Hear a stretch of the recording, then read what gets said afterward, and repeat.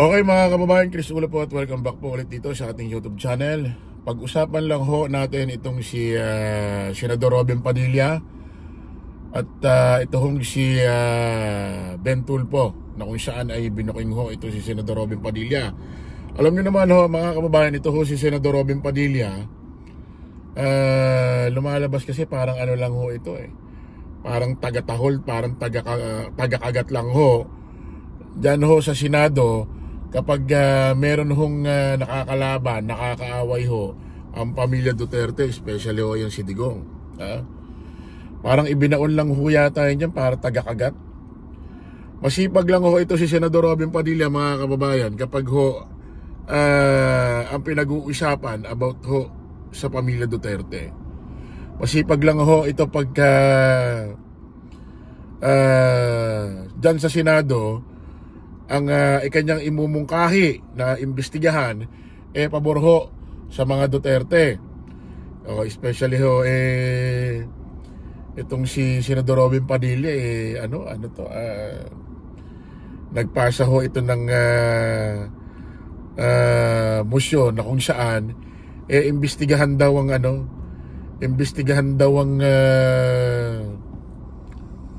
ba pinaimbestigahan itong hayop na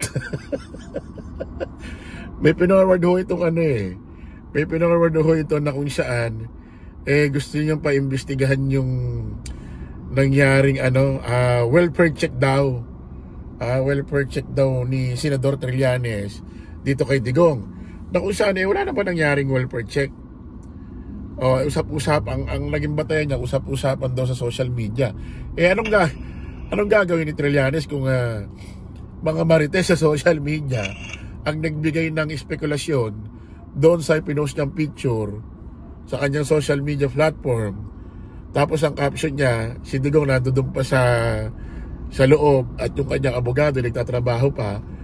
Yung picture na yun, hindi mo alam kung bago yun. Ako tingin ko matagal na ho yun.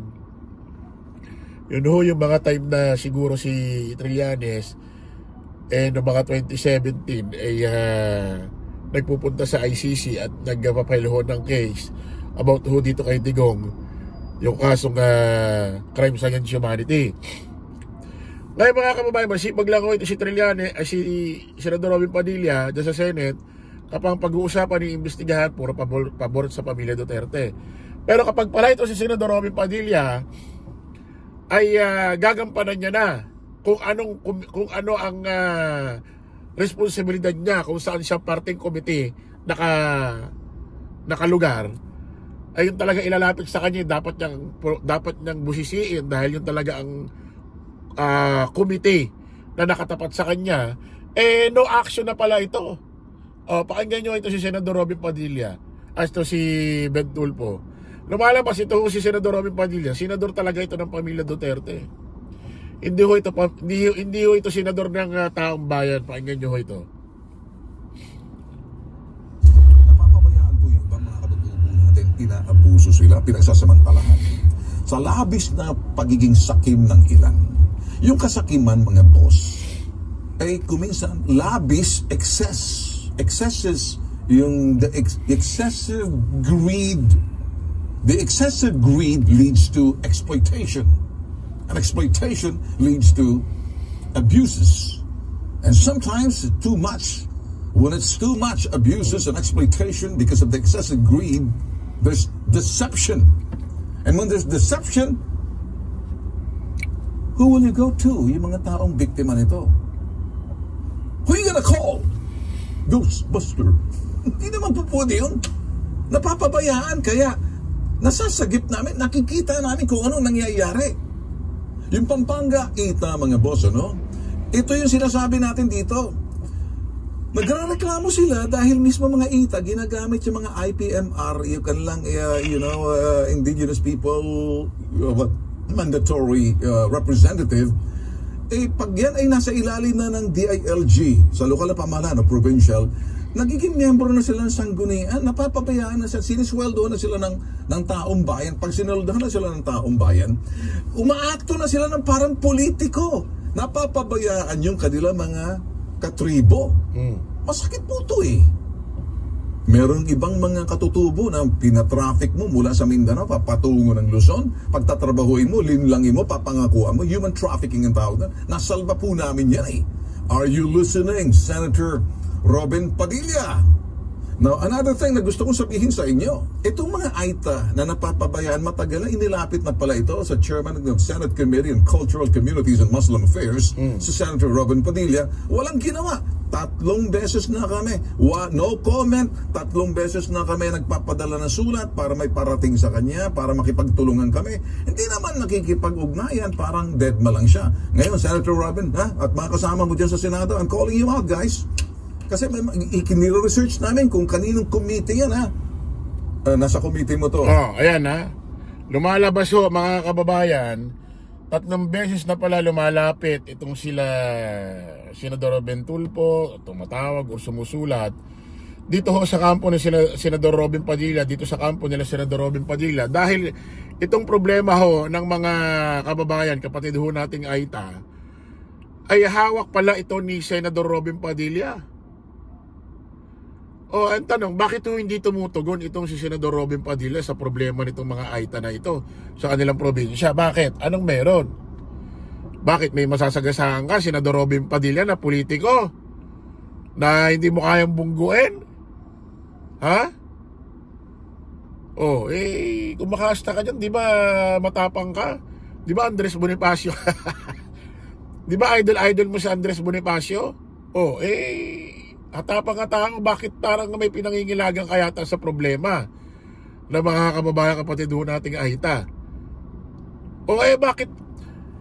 Bakit pagka ganito mismo ang tatrabahuhin, tutugon ang pag-uusapan mo dyan sa Senate, yung mismong trabaho mo, dahil yan ang nakaatang na trabaho mo dyan sa komiting hawak mo, ba't parang ayaw mo yatang trabahuhin? Ito talaga trabaho mo eh. Hindi yung pagtatanggol sa mga Duterte. Mas gusto mo pang pag-usapan sa Senate yung sinasabing di umano yung nag-welfare check si Trillanes. Naambasihan mo pinag-uusapan lang sa social media dahil usap-usapan daw. Ano klase yun? Bakit ito ayaw mong trabahuhin? Naduduwag ka, baka may masasagasaan kang politiko doon sa Pampanga? Kaya ayaw mo? Binubuking ka ni Bitag, ni Ben Tulfo. Senator Robin Padilla, sana nakikinig kayo, legal staff ni Senator Robin Padilla. Mainit ang ulo ko sa inyo, ano? Pati kayo, sapul sa akin dito. Pati yung mga staff mo, Senator Robin Padilla, kumuha ka na ng mga magagaling na staff para hindi ka natatabla. Maging sensitive kayo doon sa kalagayan. Be sensitive to the status, to the welfare, and the rights of the indigenous people. You happen to be the chairman on the Senate Committee on Cultural Communities and Muslim Affairs, Senator Robin Hood Padilla. I want you to listen carefully. Listen good. I'm not trying to lecture you here. Pakinig ka raw, ha? Big fun in nutritious bites. I'm to lecture you here, but I'm calling you out. Senate President Tito Soto, I'm calling you out likewise. Mukhang may hindi nagtatrabaho sa inyong Chairman ng Committee on Cultural Communities and Muslim Affairs. Kahit ay patawag niyo ako sa Senado, harap ako para sabihin sa inyo, nagkulang kayo eh. Mga kumiti kayo, pagdating sa mga kumiti, hindi man inaayos eh. Wag nyo nang, kung hindi nyo kaya, malis na lang kayo dyan sa pagiging chairmanship ninyo. Kasi, yung dapat ninyong gawin, doon sa sinasabing Estado, yung Estado, kapakanan at karapatan ng mga AITA, pinababayaan nyo, mga limtek kayo eh. Nagagalit ba kasi? Hindi. Buisit. You were elected Senator of the Republic.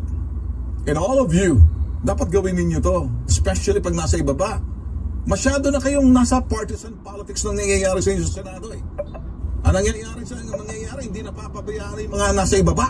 What we have is, ang gobyerno natin patuloy gumagana, patuloy, lalo na yung mga nasa Senate Committee kasi may kunting problema na i-amyendahan nyo.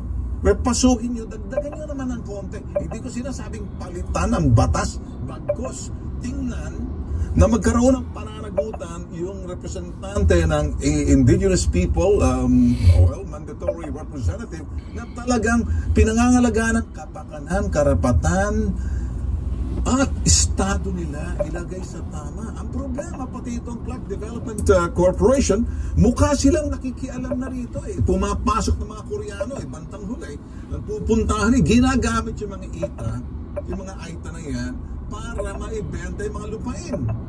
At yung NCIP sa tanggapan ng Pangulo noon dati, ito yung baka hindi na nakakaabot kasi wala namang pananagutan sa kanila yung representante ng AITA. Oh, ayan, lumalabas mga kababayan, mga ka-analyze. May problema, may suliranin ho mga kababayan, kapatid ho nating AITA, na kung saan yung problema na ho yun, hawak ho ni Senador Robin Padilla. Hawak ho ni Senador Robin Padilla ang ganong klaseng trabaho ho ng komite na inilalapat, dinudulog na raw sa kanya 3 beses, ay wala hong aksyon ho ang kanyang grupo.